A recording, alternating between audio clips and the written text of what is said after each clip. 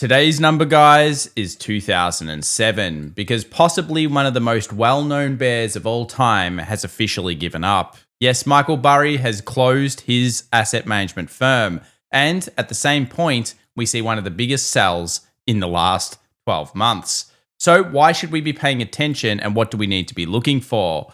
Well, as markets start to show signs of defensive weakness underneath the hood, and a Hindenburg omen again starts to show its face, 5 times now in just a few weeks, we have some data to share with you that may blow your minds. But maybe even bigger than that is the decision point coming for the cycle on crypto. Yes, Bitcoin has gone back underneath its $99,000 mark and it's potentially liquidated a massive position. But could there still be more to go before we see a real relief rally? Or is there just not one coming? Today, guys, we break down stocks, commodities, and cryptos in one that is not to be missed. Wow, there's a lot of stuff going on. See you in a sec.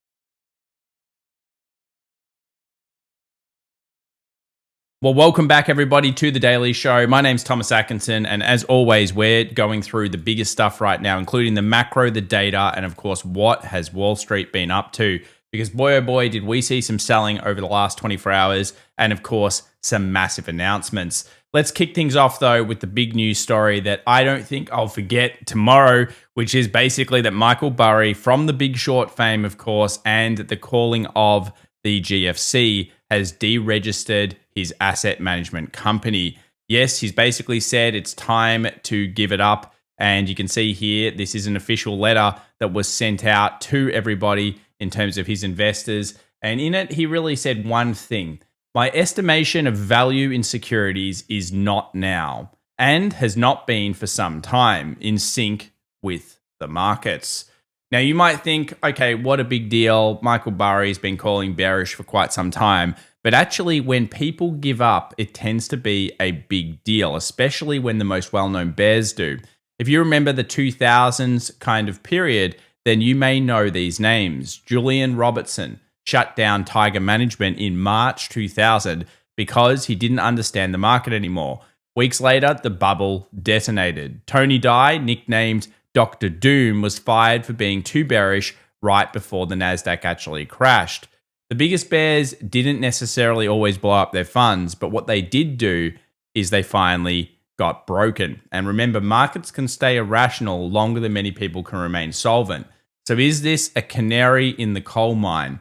It's my belief it probably is, and of course, I think you need to be paying attention to it because for a long time, I've always argued that when you see the most well-known bears start to give up, that's when you really need to be looking for the signs of a potential distressed market.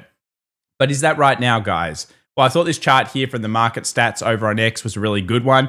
And what it shows is, of course, that sometimes when people do certain things, it can be a really big inflection point. Michael Burry suggests that he's shutting down and does shut down his fund. We've then since sold, of course, one of the biggest sessions in a little while. April 7th, Tom Lee issues the apology to investors, which obviously was pretty much the low in the markets after, of course, he said that it would usually be a dip from here, and instead it was a dip from here.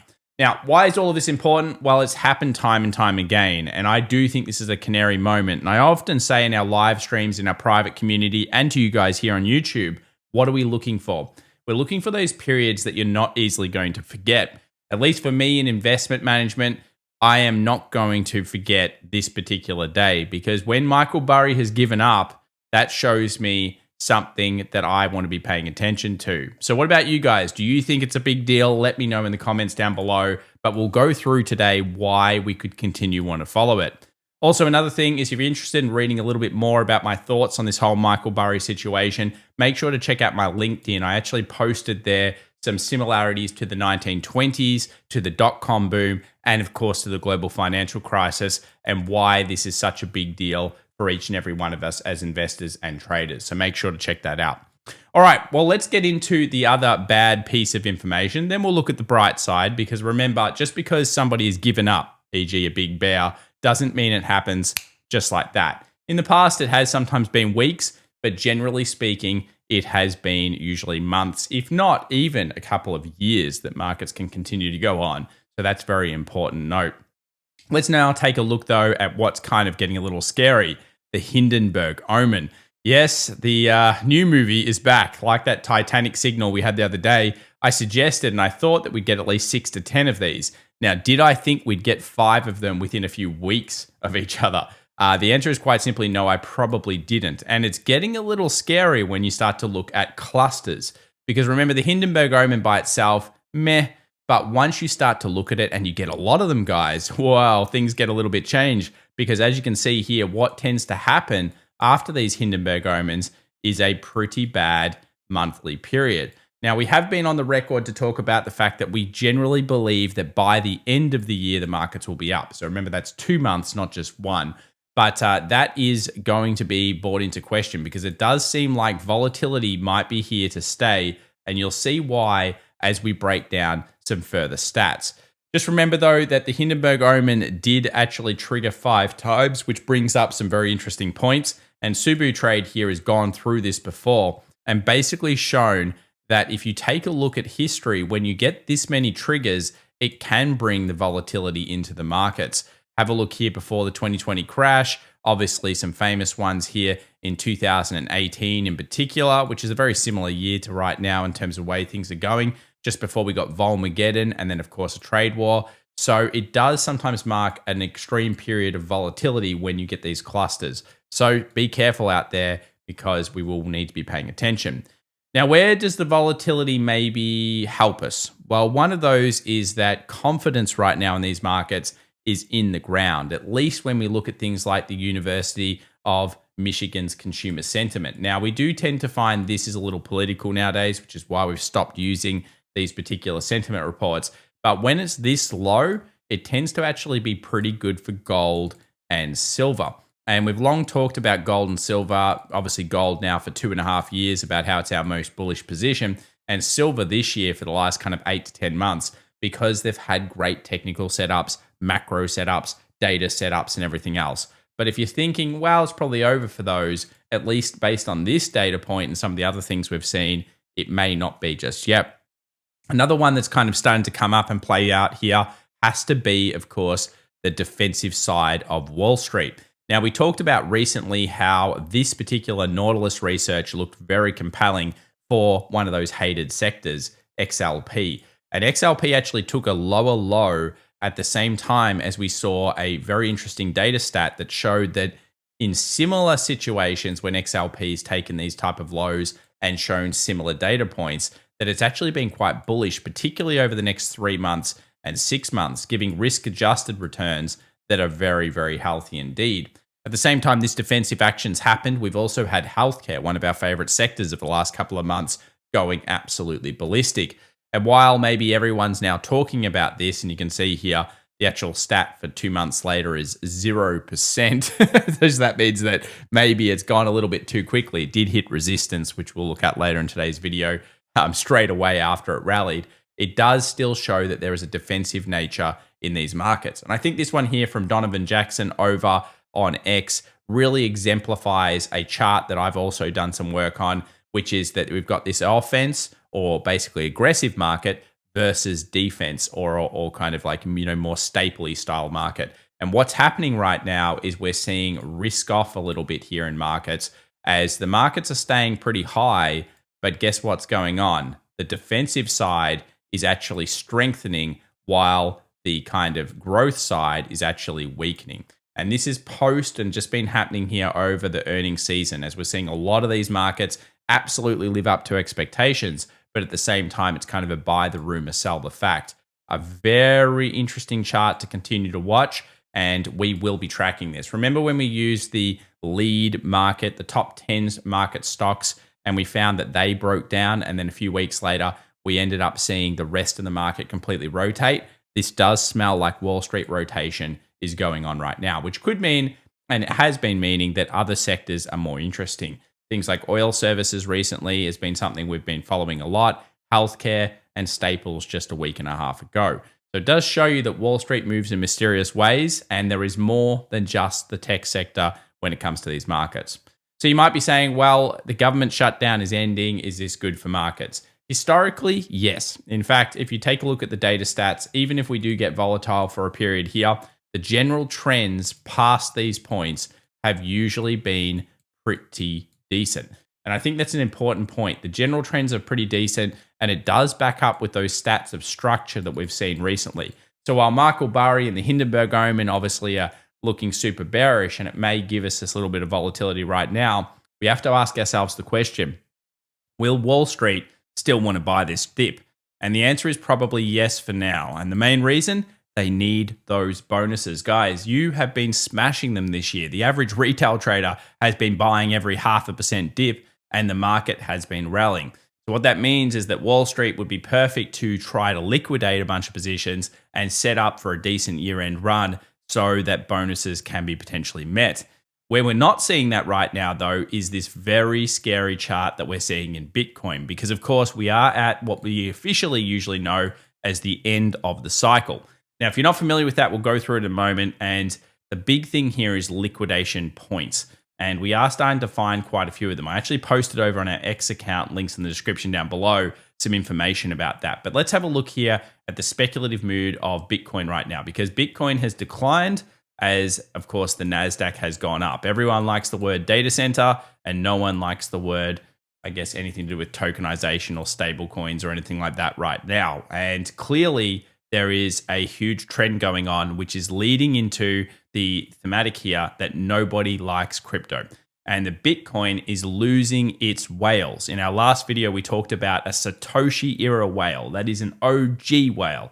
1.5 billion, liquidated. Goodbye. And this is the type of thing that we've started to see across the board. A fear coming into the greatest hodlers in this particular asset class in some time. And in just about 2 weeks, I'll actually be talking to a bunch of crypto guys, mostly, of course, pro crypto guys, but I'm very interested to see what the mood's like. Because if it's really bad and we do continue to see price action break some of the key supports we'll talk about in a moment, then we'll need to be paying a lot of attention. At the moment, though, there are some cool charts here. Don's dividends obviously showing that while the markets are making here lower lows, which they are, of course, that maybe, some indicators are not showing that kind of weakness. Now, I will say that whenever you look at a structure like this, these particular indicators will generally always show you this, a divergence of some kind.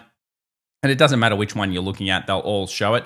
So just remember that. But we have just hit a $1 billion liquidation area, and we're coming up to that potential 93, 94K zone. Remember, we like two areas, the 98 to 100, which is what we thought we'd reach. And then, of course, the 93 to 94, because this would be what Wall Street would do if it's trying to make as much money as possible.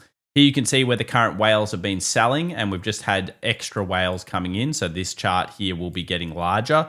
But we usually do see a massive congestion of whales selling into the peaks. And we haven't had the same type of selling in terms of large ones, although that is starting to change in the mood that we've recently seen. So here's the liquidation chart. And of course, we do have that $1 billion liquidation that's sitting around here at the 98,000. Now you can see here it's a big one. This is courtesy of Jay Brosquito over on X. Very nice share from him. And you can see here that if we go down, we post in here at around this 93, 94, which is that also strong demand level. So both of these levels are incredibly important for crypto to hold. If we hold this one and bounce above that higher high, or in this case, this lower high here, and make a higher high, then that's going to be really good. If we keep coming down to this level and we bounce around here, this is kind of where I feel the decision point is going to be made. And do remember, we are at the decision point, because if you're not familiar with this cycle, maybe you haven't been financed that long, maybe you haven't been following crypto that long, that's okay. But please make sure you're understanding this. This one here is from Brett Eth, and basically just what it does is it goes through the standard halving cycles and bottom to bottoms, top to tops, etc., etc. And you can see this is actually about 2-3 weeks old. We are now on the averages across the board. So if the market's going to fail, this is kind of the area that it usually would fail at. If Wall Street's going to play shenanigans on everyone, then we clearly have two major levels that we need to see a reaction from. And as we often say on this channel, patience, react, don't predict. It's very important that we always look at this market from the perspective of, do we want to scale in? Usually, yes. Do we want to look for, of course, more confirmation before adding too much more money? That's usually the way that I've found to be pretty good over time. Now, there are other things looming in the future. We've obviously got the Fed rate cut coming up. We also have Will we see with the government shutdown ending data that suggests things are actually weakening heavily? And will we see some type of reinflation? Remember, if reinflation is going to happen, it's generally going to be in 2026. And a lot of people are arguing to and fro from that. I think the main thing is you've got to ask yourself, does it give you edge? And if the answer is not really, it's just more of an interesting kind of tidbit of information. Remember, I'm going to remember Michael Burry quitting the game. And that means to me, this is a huge day. But most information, like a CPI, do you really know what happened 3 months ago, guys, on CPI? I doubt it. And if you do, then you've got a big Einstein brain, bigger than probably most people out there. Now, the Fed versus the PBOC, of course, it's expected that the Federal Reserve will do some kind of QE. What's more likely is it does something similar to that and maybe a new version of some kind. But do remember, in terms of QE, the current market that's doing that is China, which has made us quite bullish on it for the last year and a half, and it's been pretty good. And of course, the PBOC continues to do that. Why are people worried? Why is Michael Burry maybe disillusioned with this market? Well, remember what he did in his latest 13F filings was that he basically cashed up, went short on big tech, and then a few months later, he's like, yeah, I'm done with this. So he's like, looking at this chart and saying, oh, it doesn't make any sense. And I understand why, and a lot of people probably out there will, which is that we're in a massively concentrated market. If you really add all the tech up, you're going to be over 40% of the market. And historically, if you go back to the 70s, if you go back to the dot-com boom, the Asian markets during certain periods, when you get these types of concentrations, they do mark a very scary point in the future. But you've got to remember, as long as Wall Street is projecting craziness and that current earnings are kind of living up to that general projection, then the street will go up. And remember, earnings is quite good, but it's expected that $1.8 trillion is going to be driven by AI. It's also a sign that usually strength creates strength. Remember, we've just hit an extreme, and while extremes can sometimes create a bit of volatility, when we get these extremes, we generally do tend to see markets continue up. It's like this one here with the 7-month up NASDAQ. This was at the end of October. That, can create some volatility.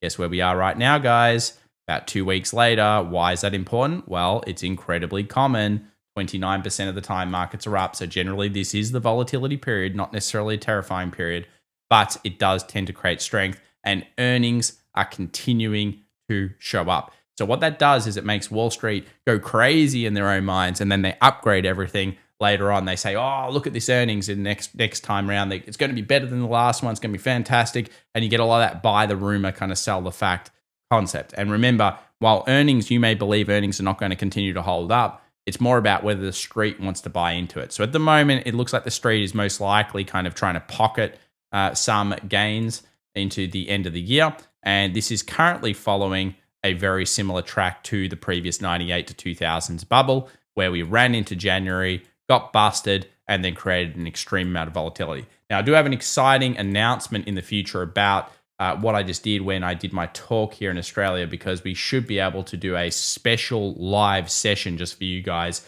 over the next week or so, where I'll talk about some of my thoughts on the next 12 months. And that will be an exclusive. So wait till I announce that one. I'll announce it a few times. Now, let's go over here. Most anticipated earnings releases. Now, guys, the big one that we're all going to be paying attention to in the future is going to be NVIDIA. But we did just see these. There's a few more coming out on Friday. I think the main thing here about earnings is that, of course, we've been paying attention to the big top 10, and the big top 10 have been living up to expectations. So let's now take a look at the charts, the options, and of course, the lead indicators. First up, S&P. Wowzers. Bit of a sell-off, but not necessarily terrifying. We do, of course, have on the Qs, in particular, what we call an island reversal. And do remember, we're still currently holding these daily 50s. Now, the most important thing about the daily 50, though, especially here when you look at the Qs, remember, it was a tap here, it was a tap here in NASDAQ futures, it was a tap here. What is this? We've backed down. Oh, it's not so good anymore. It's a lower high coming into the same level. I don't like that anywhere near as much. So, while we did love 600 the other day, great bounce, and of course, island reversal up, fantastic. What we now need to see, if you want to actually get involved in a momentum move to the upside, is that this bounces and takes out that lower high, and of course, ideally takes the high. But the problem is it's come back down here. So it's not an instant kind of, okay, let's attack the bid like we did last time. This is certainly a worse market dynamic. And if we have a look here at the futures, just quickly, when we check out the S&P, here are the updated options, by the way. You can see we've just filled the gap, which is a pullback. If we grab a fib and we extend that out, you're going to get a 61.8. So obviously we'd expect a bid to come back in. And it's not dire yet, but what we would be looking at is that 6650 kind of level, 6600 level. If we break through that, that's going to start getting quite nasty. And I think the NASDAQ is the most important one because that's where we're seeing a little bit of weakness right now, which is going to be the 600 on the Qs. So yeah, we'll look at the NASDAQ level soon, but that's going to be the main stuff. So is it all panic stations? I don't think so. And the main reason is have a look here at the 6,700 puts. Yep, everyone was back at it. Michael Burry probably doesn't help the case when he says, I've given up, guys. Everyone's going to start potentially also going bearish for some reason. But remember this, when there are a ton of puts, Wall Street is incentivized to hold that level. And where does that find itself at? 6,700. And why is that important? Well, it's a fib. And of course, it is also a gap fill. So this is a pretty important level over the next 24 hours, and we'll bring to you some updates. Now, another one that I expected maybe an announcement or something to come out for was Tesla, but unfortunately it fell through. Now, not all is lost. We're getting synergies here. The key level on the S&P is pretty much where we are right now. The key level on Tesla was, of course, 420, 430. There's no doubt the technical gave up. Like it took a lower low. But these are the points where you reassess if we do get a bid off here. And 400 is clearly a massive put level. Look at the puts. So Tesla's really driven mostly by AI, by some type of hype, which is usually Elon talking about something, and the 400 and the options level, such as this 400 zone. So very key support here, and we'll look at the charts very soon. Nvidia is kind of similar. You can see it's kind of moved up quickly, then pulled back a bit. It's still good, but semiconductors certainly are weakening across the charts, which we'll look at in a moment. And IBIT, yes, we're here. We're getting there. We're at 55 for IBIT, which is, of course, Bitcoin and the big options levels. I think we might be able to look. This is a super important level, as we saw with liquidations, but the next important level is going to be about 50. So we have to watch this like a hawk now. It's probably the most interesting chart going on right now. And gold, of course, trundling its way up. And the key resistance for this hasn't really been technically met. 380 is pretty key, but it's 395 that you want to be looking for on this one. Now, just before we jump into the charts and look at the lead indicators, I did want to say a big thank you to the sponsor of today's video, which is Tiger Brokers. Now, you guys know we've been working with Tiger for a long time, and boy, oh boy, have they won a lot of awards since we've been working with them. And one of the reasons is they're constantly updating their software. You guys know I talk about this all the time, but you do get special offers if you click on the links in the description down below, particularly for the Australian audience, because of course we are Australians, so we hook up the Aussies in that case, but don't worry, there are some other worldwide ones down there as well. And you can see here the fees and everything are particularly competitive. But what I want to take a look at is actually one of the new additions that they've added to their service. So one of the pieces of feedback that Tiger Brokers often got from people in Australia was it was sometimes difficult to actually transfer your money in. Well, they've been fixing that with many updates, including Pay ID, which many Australians will be familiar with, taking only a few seconds sometimes to get your money into the account. But now they've introduced Pay 2 as well, which should arrive in just minutes, and it's completely free to do so. I wanted to take a little bit of a look at how to do this and how easy it is. So let's take a look at now how the app works. Basically, you go into your account, you obviously go to the deposit sector, and you use Pay 2. In this case, it'll come up with accounts that you maybe have linked to your area, and obviously you can then deposit the amount. And it's as easy as literally just clicking submit. Now, you can also select the currency that you want to deposit into. So if you're using a different account, I guess that might help if it's in a different currency. The big thing about this, though, is I always say is that Tiger Brokers makes things easy for you guys based on feedback. As you can see here, you then get some type of announcement from your bank, usually to confirm it, and you get a text as well. And it's all really, really simple. So if you're interested in finding out more about Tiger Brokers, check them out in the links in the description down below. So let's jump into the charts that matter when it comes to should we be panicked about the last 24 hours. I think there was a really cool one. It was just a data stat. I can't remember the exact data stat, but it was like 1.69% down on the Dow, one of the worst days in the last 12 months. But then if you go through and you look at like times over the last 50 years, it was like 1,850th worst day. You know, it was some ridiculous number. So firstly, of course, it's not a shocking day in markets. The other thing that really comes into it is, do we see things like bond spreads widening and freaking out? While CDs have been increasing, and we've got a bit of a discussion point on that on the weekend because that is a concern, we haven't seen spreads widen out. So for now, what it seems like is it's rotation, similar to what we kind of called back in June and July of this year when we got that rotation out of semiconductors. It looks like defensives have been going strong. One of our favorite defensives, healthcare, actually hit one of our major technical targets just 24 hours ago. And you can see here it's been absolutely ballistic this week. Another one to think about has been that technology has been weakening when in comparison to the SPY. And this, of course, shows potential rollover. You can see here a high, a low, a higher high, and a lower low potentially forming. And the last time we saw something like this was actually over here back in, yeah, you guessed it, July. And from that period, technology actually underperformed the rest of the market. So it was like a broadening pattern. And on first glance, you might say, well, this is good. It's a broadening potentially here.